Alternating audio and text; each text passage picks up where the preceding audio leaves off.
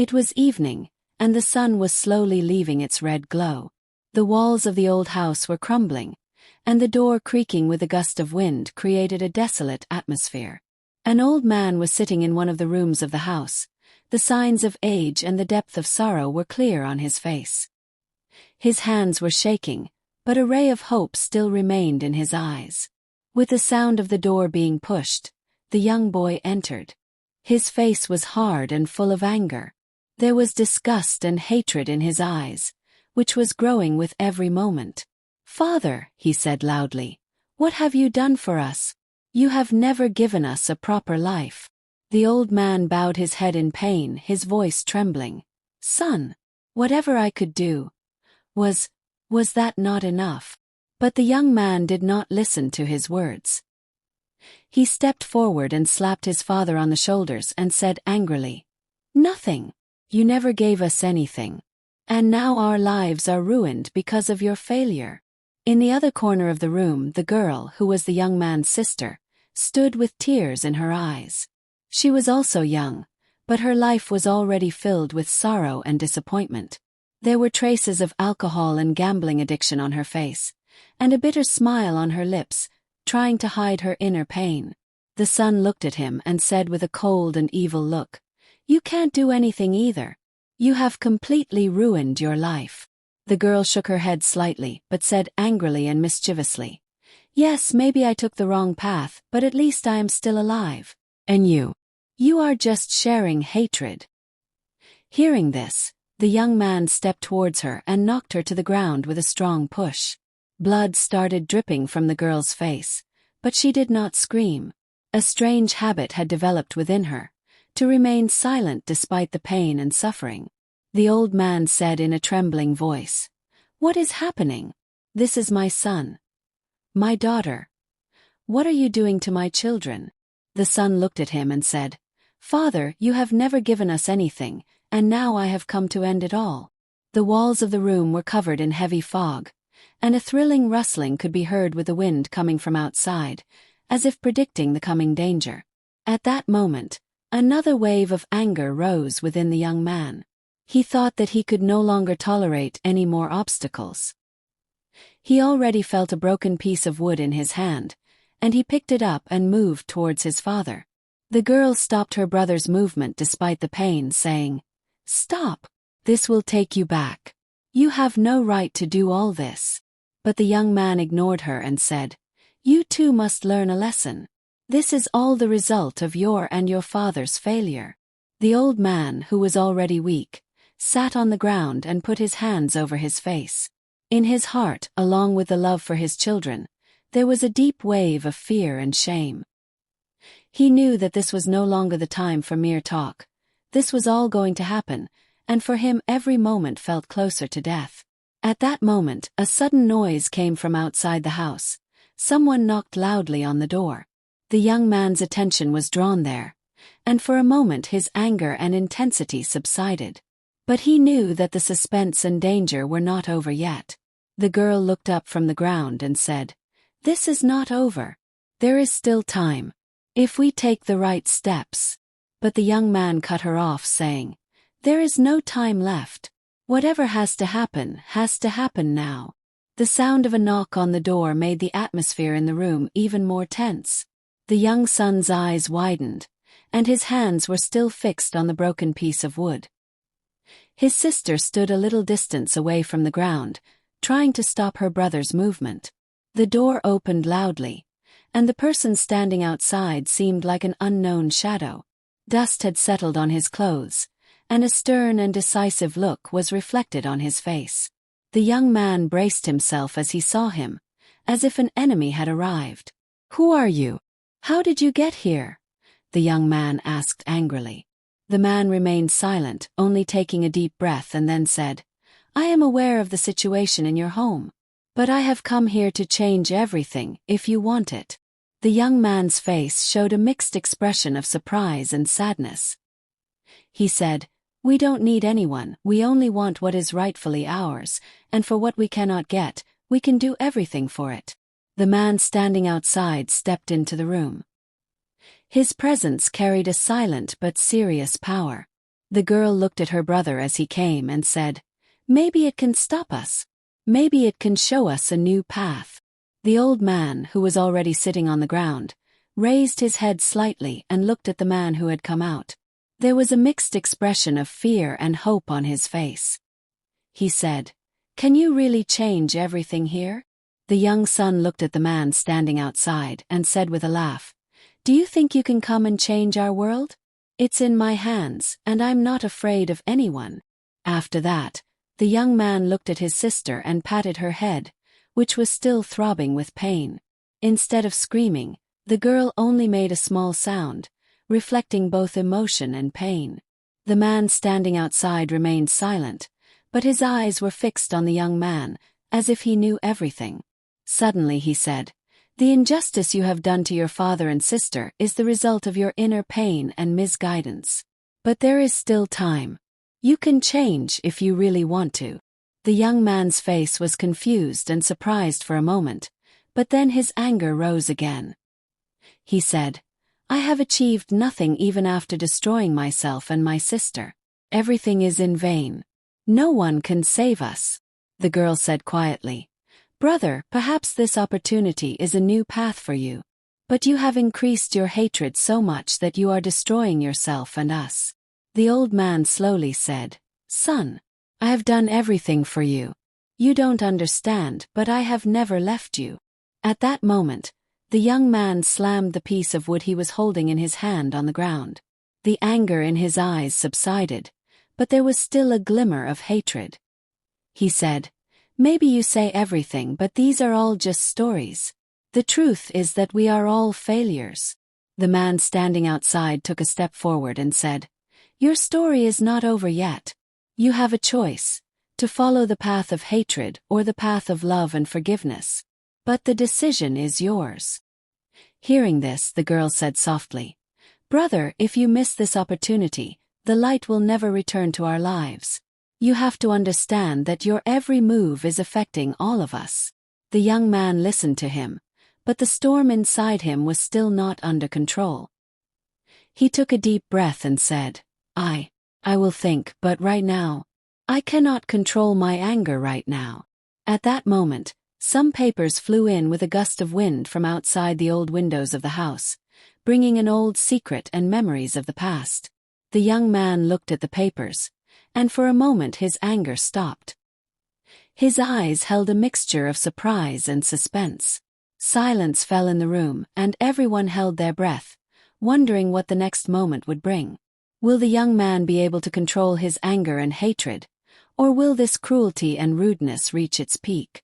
It was nighttime, and in the silence of the house, only the rustling of the wind and the occasional barking of a dog from afar could be heard. The young son saw the papers lying on the ground, which seemed to bring back memories of the past and untold stories. His hands trembled, and a strange disturbance arose within his heart. The girl, who was still wounded, got up from the ground and approached her brother and said softly, "These are all the facts of our past. You probably never thought about where we came from and why we became like this." The son picked up the papers and said with wide eyes, "These are all old stories. I don't want to be influenced by them." But deep down he knew that every paper, every memory was touching the wounds in his heart. The old man, who was sitting in a corner of the room, slowly said, "Son, your mother sacrificed everything in her life for us. Whatever she could do for you, she did. You may not remember this, but your mother tried to save you from every sorrow in this world." Instead of listening to him, the young man said angrily, "I never felt it. And now all that is left is only disappointment and pain. You all gave us nothing." The girl said to him with a faint smile, "Maybe you haven't seen it, brother. But I have seen my mother's sacrifices. You think I only drink and gamble, but all this is the voice of my emptiness inside. I have also faced sorrow, and your anger is also affecting my life." Hearing this, the young man felt a slight tremor in his heart. He suddenly became silent. He saw that there was a ray of hope in his sister's eyes along with pain. Perhaps this was the first moment when he realized the truth that cruelty and hatred can ruin everything. The old man took another step and looked at his son, who was caught between anger and hatred. There were both tears and fear in his eyes. "Son, you have to understand that life is not just about hatred and anger. You have to see your sister's suffering and my struggle." The young man threw the papers on the ground and placed his hand on his forehead. A strange conflict was going on in his heart, hatred and anger, and a tiny hope inside, which was probably still alive. The girl said softly, "Brother, if we all put aside our sorrows and mistakes and support each other, maybe the light will return to life. But if we continue our hatred, it will all be destroyed." At that moment, an explosion sounded from the old walls of the house. The young man grabbed his sister by the hand and said, "All this danger is not over yet. We have to think about what to do next." The old man said softly, "Son, perhaps you need to change. To control your anger, you must face the truth of your past." The young man nodded silently, and for the first time, the thought crossed his mind that perhaps not everything was heading towards disaster. But the depth of hatred and anger still existed in his heart, pushing him every moment to continue to oppress his father and sister. In the silence of the night, only the small sounds of the old floor of the house and the rustling of the wind could be heard. The young son stood in the middle of the room, but storms of anger and hatred were still raging in his heart. The girl, who was still injured, sat on the ground and wiped the blood with her hands, but there was a glimmer of courage and patience in her eyes. She said softly, "Brother, do you know that your anger is destroying us? You probably don't understand that your every action is affecting not only you but all of us." The young man bowed his head after hearing what she said, but he didn't think it was necessary to say anything. A conflict was raging deep inside him, hatred and anger, and a tiny hope inside, which was perhaps still alive. The old man, who was sitting in a corner of the room, slowly walked closer to the young man. His steps were weak, but his heart was strong. "Son, I know you're hurt. I know you feel like I've failed. But my love has always been with you. You just need to understand that." The young man slammed his hands on the ground and fell silent instead of shouting. The anger in his eyes was still there, but something inside was trembling slightly. He knew that his father's words had weight, but he wasn't ready to let go of his anger. The girl gathered her courage and said softly, "Brother, I know you've endured a lot since your mother's death. You may feel like the world is against you, but you have to understand that every step you take affects us too. If you hold on to hatred in your heart, it will all end." The young man looked at her, and for the first time felt that there was truth in his sister's words. But the anger was still raging inside, and he couldn't control it. The old man said softly, "Son, you have to make your own decisions in life. But remember, the path you choose can change the state of your heart and your relationships." At that moment, a strange noise came from outside the house, something that had never happened before. The young man looked at his sister and father, and for a moment, both surprise and fear appeared on his face. The girl said softly, "This may be the opportunity of a lifetime, brother. The moment of decision has come. You either let go of the anger you hold in your heart, or you succumb to it."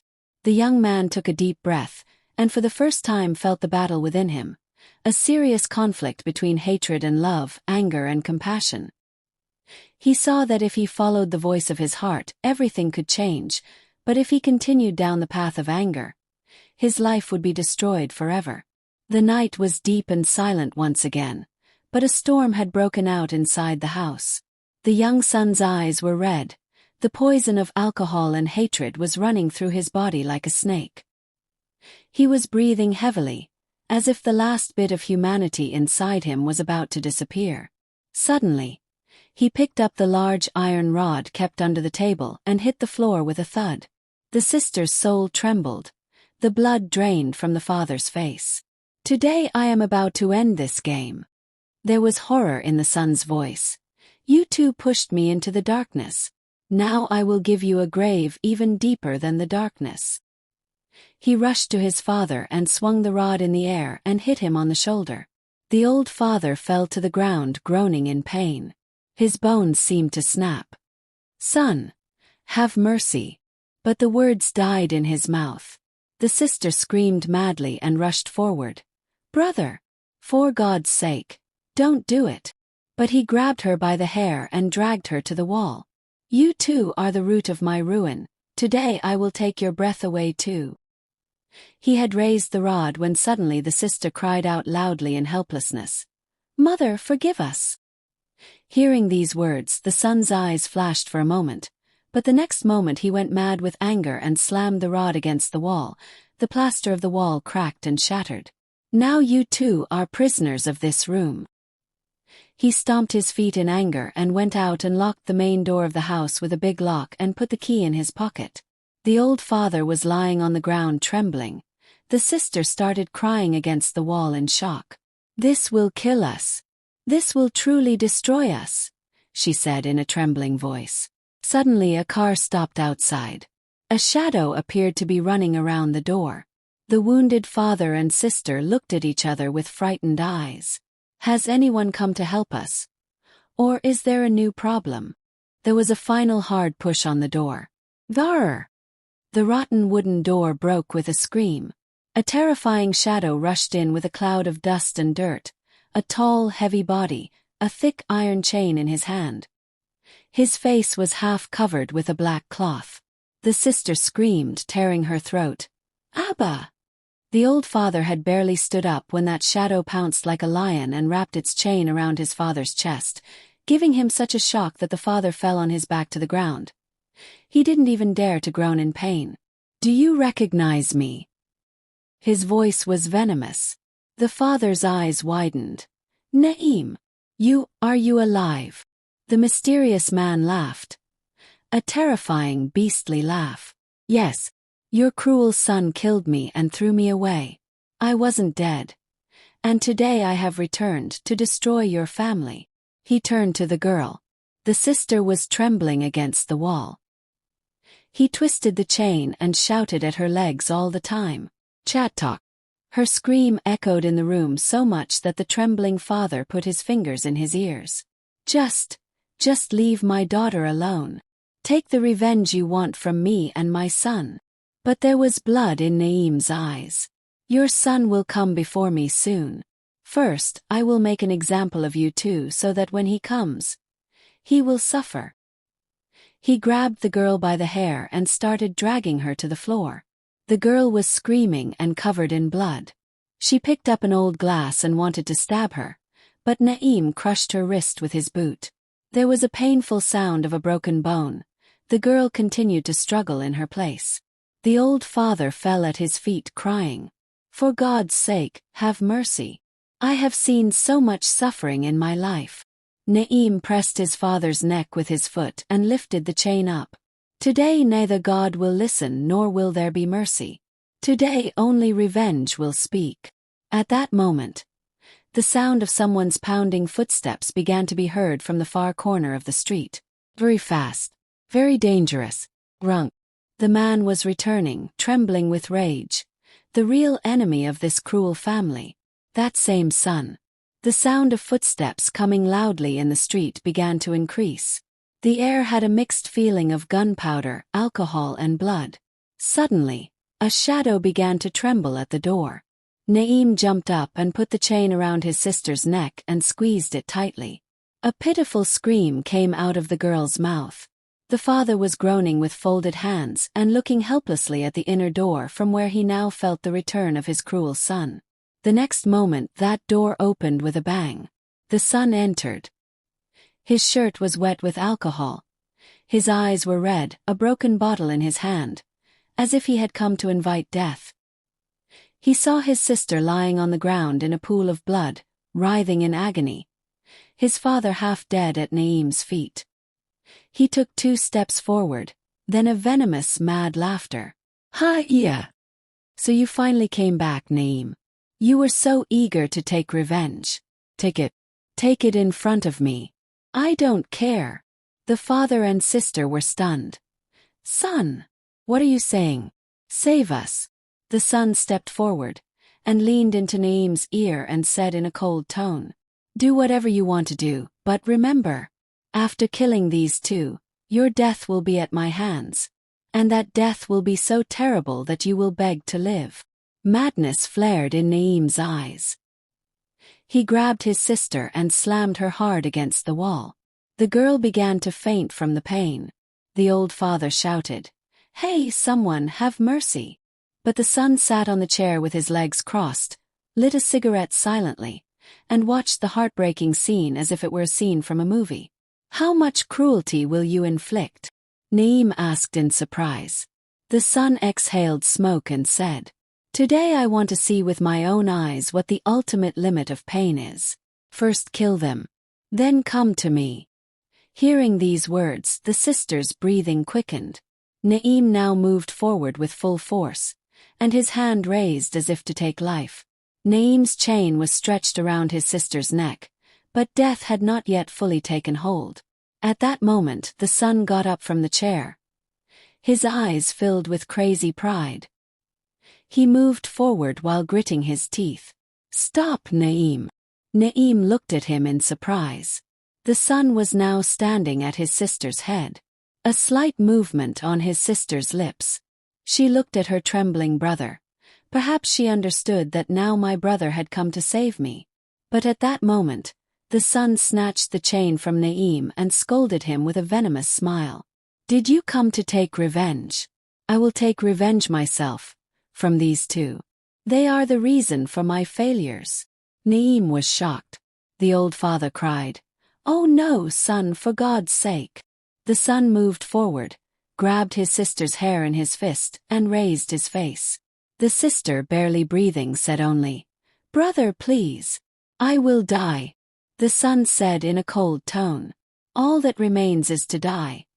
Then maybe my soul will find peace." Saying this, he wrapped the chain around his sister's neck. The sister screamed in horror and flailed her arms for the last time, her eyes wide open.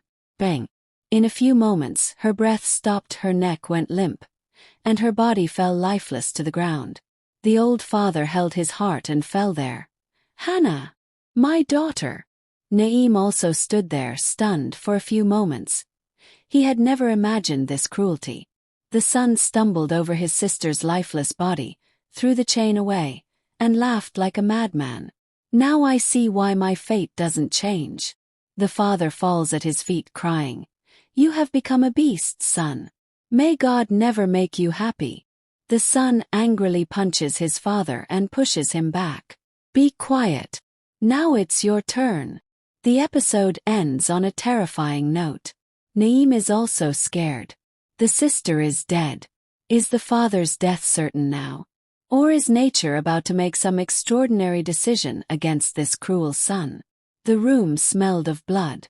The sister's body was lying motionless on one side, and the cruel son was laughing loudly, tearing his hair like a madman. The old father fell to the floor, holding his dead daughter to his chest and crying out, "My child! Get up, cruel man! Don't leave me!" Naeem was leaning against the wall like a shadow, watching everything. A different kind of glow had now appeared in his eyes. Ruthless revenge. A single voice was echoing in his mind. "Today, everything has to be finished."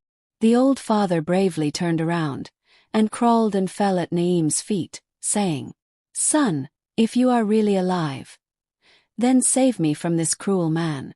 This unfortunate son of mine is no longer human." Naeem bent down, looked his father in the eye, and said in a cold tone, "I didn't come to save you. I came to finish you off." The old father backed away in fear. "My God, what are you saying?" Meanwhile, the son got up laughing. "Father, isn't this the same Naeem whom I half killed and threw away one night? Look today. He has become as much of a beast as I am." Naeem slowly took out a sharp, shining knife from his pocket and moved forward. The father started to get up panting, leaned against the wall and folded his hands and said, "Naeem, for God's sake, leave me. I will fall at your feet." But there was no trace of mercy in Naeem anymore. He moved forward, grabbed his father's neck forcibly, and said with a roar of anger, "You gave birth to such a son, who neither spared me, nor his sister. Now I will not spare you either." The bodies of his sister and father were lying on the floor of the room. The walls were soaked in blood. The brutality had crossed its terrifying limits. The son gritted his teeth and moved towards Naeem, a madman's madness in his eyes, a glass dipped in blood in his hand. Naeem held the dagger tightly and stared at him, saying, "Now your game of cruelty is about to end." The two fell on each other. The son came and punched him hard in the chest. Naeem hit the wall. Despite the pain, he grabbed the dagger and roared, "Bastard! Today it's either me or you." The son lunged hard. The dagger fell from Naeem's hand. A terrible scuffle ensued. Both fell to the ground, punching and kicking each other, screaming and fighting like madmen. Chatak! The son suddenly snatched the dagger from Naeem's hand and placed it on his neck like a prey. Naeem panicked. All the ferocity began to die. "Stop. If you kill me, even God will never forgive you." The son laughed coldly. "God? The one who made me cry since childhood, the one who snatched my mother, the one who made me the enemy of these two relationships. Today it's just me. And my punishment." That dagger stabbed Naeem in the chest with all its force. Shreya! Naeem's body trembled, his eyes bulged, his lips trembled. Then he slowly stopped breathing. The son kept pulling out the dagger. Blood kept flowing. Naeem writhed on the ground and finally became lifeless. Death reigned in the room. The son stumbled upon Naeem's body, smiled, wiped the blood with his hands and said proudly, "I am the real master of this game. Now there is no one to stop me." He looked triumphantly at the bodies. Father, sister, and now Naeem. All three victims of death. But he had forgotten that when cruelty goes beyond limits, nature does not remain silent. 3 bodies lay silent on the floor of the room: sister, father, and Naeem. The beastly son, with blood-stained clothes, was celebrating his victory by lighting a cigarette in a psychotic manner, sitting on a chair. The cool night air was coming in through the window, but the atmosphere inside was warm and deserted. Suddenly, there was a slight rustling near the door, as if a shadow was stepping very slowly inside. The son's sharp senses immediately woke up. He turned around in shock. "Who is it?" "Naeem is dead." "Then who?" More light footsteps were heard on the floor. The son got up and walked towards the door. As soon as he reached out to close the door automatically opened inward. A tall figure, a long black coat, a face half in shadow, a mysterious person entered. Slow steps but sharp eyes. The son immediately took out a broken bottle from his pocket and roared, "Who are you? If you have come to take revenge, then know this. I have finished everyone off." That mysterious figure remained silent. He stopped a few steps closer to the bodies. Then he said in a deep voice, "I have not come just to take revenge.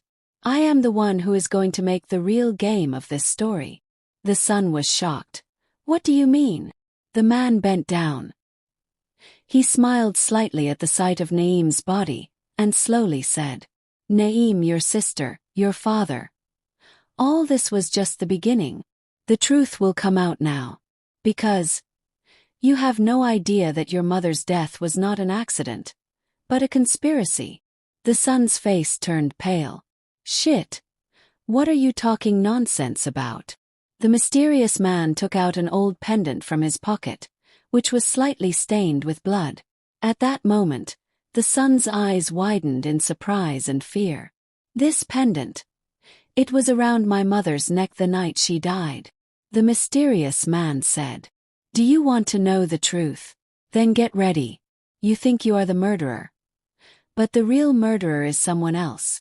And I have come to show you that the real game has just begun." The son's hands started to tremble. He took a step back. "Who are you?" The mysterious man smiled softly and said, "A person who planned the entire destruction of your life himself.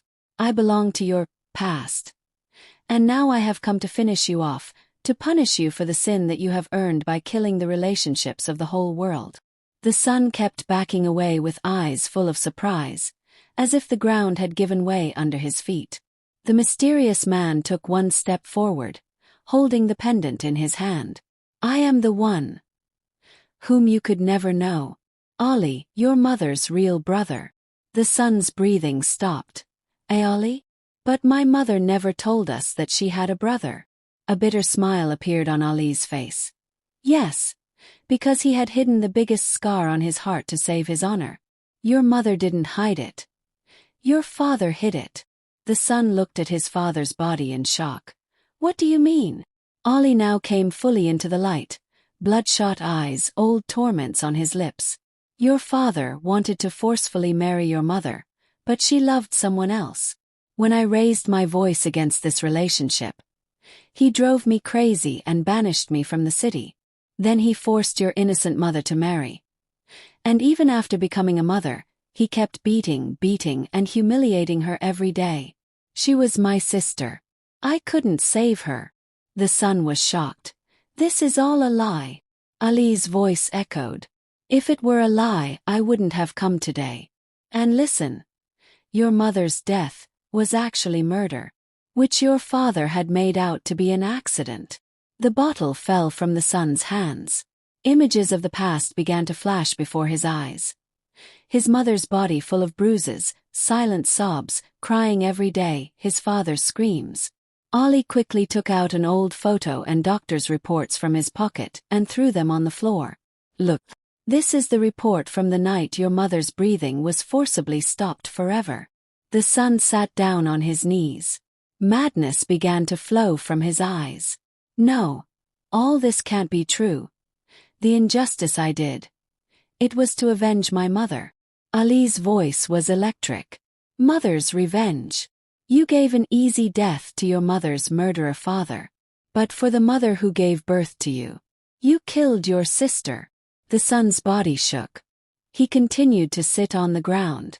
I killed my sister. Ali finally said. Now the time has come.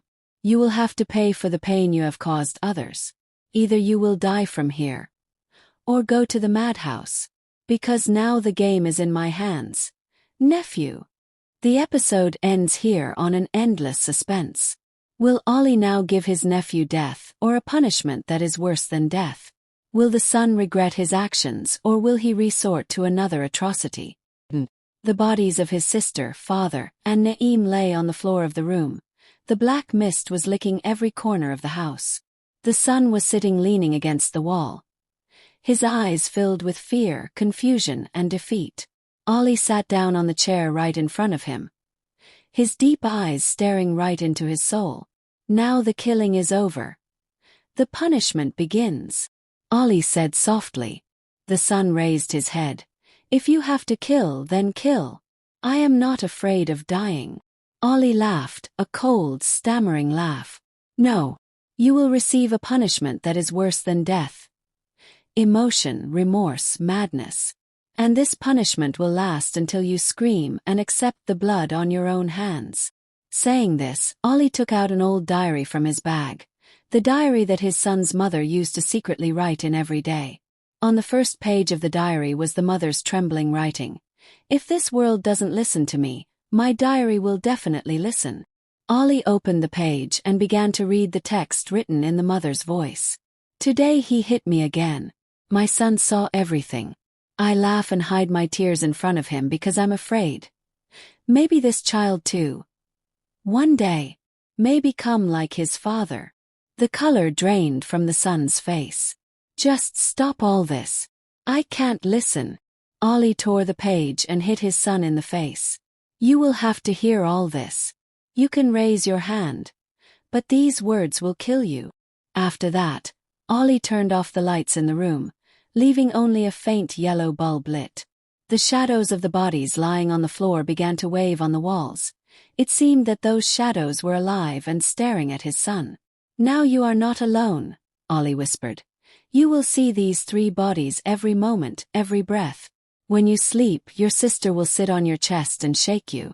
When you open your eyes, your father will curse you. And when you sit in the dark, your mother, who used to love you in her arms, she will now curse you and say in your ear, "You are my merciless murderer." The son started trembling. Tears started flowing from his eyes. Leave me. Leave me. Don't show me anything. Ollie threw the diary into his lap and said in a serious tone, "From today on you will live, but you will not be able to live. You will eat, but no food will come out of your throat. You will sleep, but every night your dreams will shake you. You will not laugh, you will only scream. Darkness, empty house. The smell of corpses, and Ali's diary, whose words were no longer flowers, was shooting arrows into his son's chest. The son was banging his head against the walls like a wounded animal. Forgive me. Someone forgive me. Suddenly, a white, faint shadow appeared in the corner of the decayed room. At first it was blurry. Then it slowly started to clear. The son's breathing stopped. He said tremblingly, "Mom!" The white shadow slowly raised its face. With lifeless eyes and swollen eyelids, she looked like his mother Halima Bibi, in whose lap he once slept. The son's legs started trembling. "Mom, I am your son in you. I did everything to take revenge on you. I killed everyone." The mother's soul looked at him with blank eyes. Then suddenly a heartbreaking whisper came out of his lips. "You didn't kill me. You killed the pieces of my heart. Now you will never find peace. Oh, my cruel son." The son stepped back. His legs began to respond. "No, mother. I am not crazy. I did this for you." The soul moved forward. Her white dress now began to fill with red stains, as if she was carrying the blood of every injustice with her. "Curse you, son. You will live. But in agony. Every night I will come to you. And you will not even be able to scream." The son put his hands over his ears, screamed and fell to the ground. "No! Mother! Leave me! Kill me!" Suddenly Ollie appeared at the door. In his hand was an old photo of his son's mother. He came closer and silently brought the picture to his son's face and said, "This is not physical punishment. It is spiritual punishment. Now you will live. But your nights will be hell. You will fall asleep. Then your mother will wake you up. You will wake up. Then your sister will scream. Now you are alive, but dead." The son now completely lost consciousness. He sat on the ground and started looking at the walls, and started calling someone in the air. The same sentence was being repeated over and over on his tongue. "Mommy. Forgive me, Mommy. Please, forgive me." White fog, the sounds of screaming patients and the smell of strong medicines. This was the part of the asylum where dangerous and mentally damaged patients were kept. The son was brought onto a stretcher, his hands and feet tied. His eyes bulging like crazy, his lips trembling. "Mummy. Oh, my sister, forgive me." The staff put him in a small, cramped cell and closed the door. The light was dim. The atmosphere was trembling. In a corner, the son tore his clothes and started banging his head against the walls. "I hear these sounds. Sister is watching me. I want to sleep." At that moment, he felt as if a faint laugh had come from outside the cell. Very soft, but very familiar. He peered through the hole in the wall. The tangled hair, dirty clothes, and scratched hands of a girl sitting on the floor inside the front room took his breath away. The girl slowly raised her head, just as round, lips dry, face, like her dying sister. The son's eyes widened. He clung to the door and screamed, "Hannah! Are you alive?" The girl shook her head, then started laughing out loud. "Ha ha! Brother hit me, didn't he? I didn't die. I'm here." The son's blood started to run cold. He stretched out his hand. "No, this is a deception." "So who is it?" The girl crawled to the door and whispered, "If I'm not really Hannah, then who gave me the right to call you a scoundrel?" The son stepped back and screamed loudly, "No! You are not my sister. She is dead. I killed her myself." At that moment, the walls of the madhouse began to shake. The patients everywhere started laughing and crying. The girl started scratching the walls and saying loudly, "Brother killed me. Brother killed me. Now it is brother's turn. Now it is brother's turn." The son started falling down like a madman, hitting his head. "Ollie! Get me out of here. Is this sister or a ghost?" But Ollie had already thrown him into the madhouse. The dark corridor of the asylum was filled with fog. Late at night, the staff were taking naps. From afar, the sounds of patients laughing, crying, and scratching the walls could be heard. Suddenly, the main door opened silently. A tall man wearing a black coat entered. It was none other than Ollie. Ollie bribed the staff and said, "Tonight, I only need access to one lunatic. And what I have come to do is not by law, but by justice from my heart." The door toward number 13 was opened. Inside, the son was leaning his head against the wall and gasping, "Mom, Esther, leave me. Don't come to me." Ollie slowly walked towards him. The son was shocked and pressed against the wall. "You've come again. Leave me. Take me away. I want to die." Ollie's voice was steely. "Dying is not a punishment. Living can also be a punishment. But now I will break your last breath in my own way." The bodies of his sister, father, and Naeem lay on the floor of the room. The black mist was licking every corner of the house. The son was sitting leaning against the wall, his eyes filled with fear, confusion, and defeat. Ollie sat down on the chair right in front of him, his deep eyes staring right into his soul. "Now the killing is over. The punishment begins," Ollie said softly. The son raised his head. "If you have to kill, then kill. I am not afraid of dying." Ollie laughed, a cold, stammering laugh. "No. You will receive a punishment that is worse than death. Emotion, remorse, madness. And this punishment will last until you scream and accept the blood on your own hands." Saying this, Ollie took out an old diary from his bag, the diary that his son's mother used to secretly write in every day. On the first page of the diary was the mother's trembling writing, "If this world doesn't listen to me, my diary will definitely listen."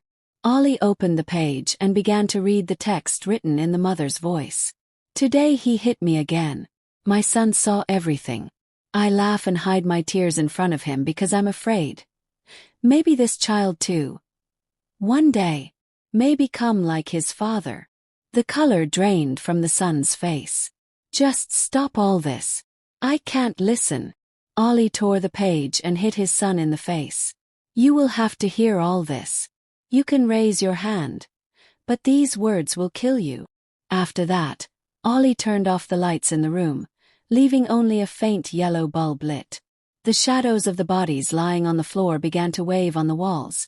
It seemed that those shadows were alive and staring at his son. "Now you are not alone," Ollie whispered. "You will see these 3 bodies every moment, every breath. When you sleep, your sister will sit on your chest and shake you. When you open your eyes, your father will curse you. And when you sit in the dark, your mother, who used to love you in her arms, she will now curse you and say in your ear, 'You are my merciless murderer.'" The son started trembling. Tears started flowing from his eyes. "Leave me. Leave me. Don't show me anything." Ollie threw the diary into his lap and said in a serious tone, "From today on you will live, but you will not be able to live. You will eat, but no food will come out of your throat. You will sleep, but every night your dreams will shake you. You will not laugh, you will only scream. Darkness, empty house, the smell of corpses," and Ali's diary, whose words were no longer flowers, were shooting arrows into his son's chest. The son was banging his head against the walls like a wounded animal. "Forgive me. Someone forgive me." Suddenly, a white, faint shadow appeared in the corner of the decayed room. At first it was blurry. Then it slowly started to clear. The son's breathing stopped. He said tremblingly, "Mom." The white shadow slowly raised its face. With lifeless eyes and swollen eyelids, she looked like his mother Halima Bibi, in whose lap he once slept. The son's legs started trembling. "Mom, I am your son in you. I did everything to take revenge on you. I killed everyone. The mother's soul looked at him with blank eyes. Then suddenly a heartbreaking whisper came out of his lips. You didn't kill me. You killed the pieces of my heart. Now you will never find peace. Oh, my cruel son. The son stepped back. His legs began to respond. No, mother. I am not crazy. I did this for you. The soul moved forward. Her white dress now began to fill with red stains, as if she was carrying the blood of every injustice with her. Curse you, son. You will live. But in agony. Every night I will come to you. And you will not even be able to scream. The son put his hands over his ears, screamed and fell to the ground. No! Mother, leave me. Kill me. Suddenly Ali appeared at the door. In his hand was an old photo of his son's mother. He came closer and silently brought the picture to his son's face and said, This is not physical punishment. It is spiritual punishment. Now you will live. But your nights will be hell. You will fall asleep. Then your mother will wake you up. You will wake up. Then your sister will scream. Now you are alive, but dead. The son now completely lost consciousness. He sat on the ground and started looking at the walls, and started calling someone in the air. The same sentence was being repeated over and over on his tongue. Mommy. Forgive me, Mommy. Please, forgive me. White fog, the sounds of screaming patients and the smell of strong medicines. This was the part of the asylum where dangerous and mentally damaged patients were kept. The son was brought onto a stretcher, his hands and feet tied. His eyes bulging like crazy, his lips trembling. Mummy. Oh, my sister, forgive me. The staff put him in a small, cramped cell and closed the door. The light was dim. The atmosphere was trembling. In a corner, the son tore his clothes and started banging his head against the walls. I hear these sounds. Sister is watching me. I want to sleep.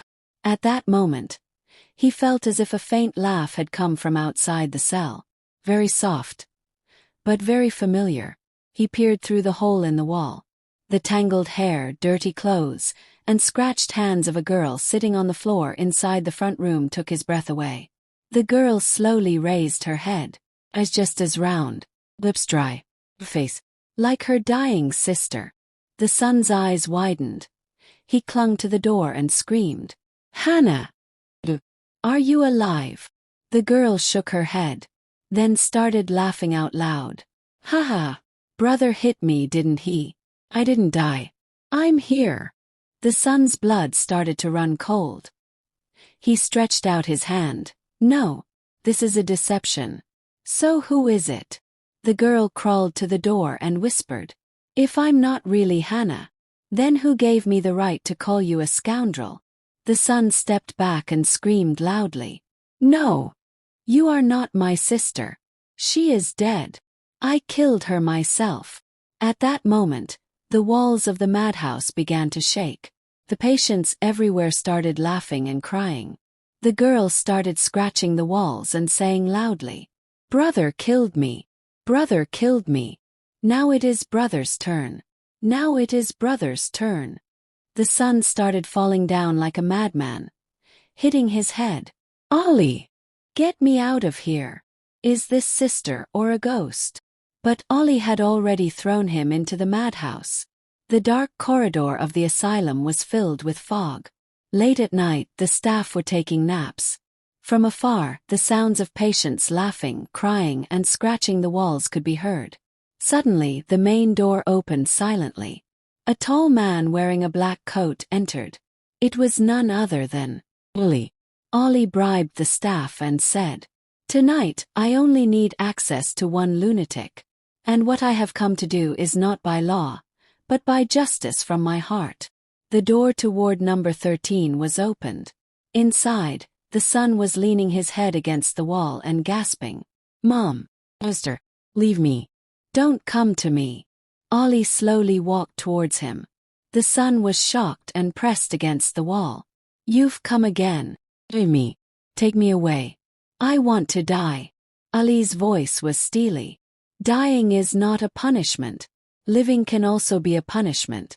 But now I will break your last breath in my own way. As soon as he said this, Ali took out a needle from his pocket. There was a dark green liquid inside. The son's eyes widened. What is this? Ali replied with a cold smile. A poison that neither kills a person immediately nor leaves him immediately. It will slowly set fire to your brain.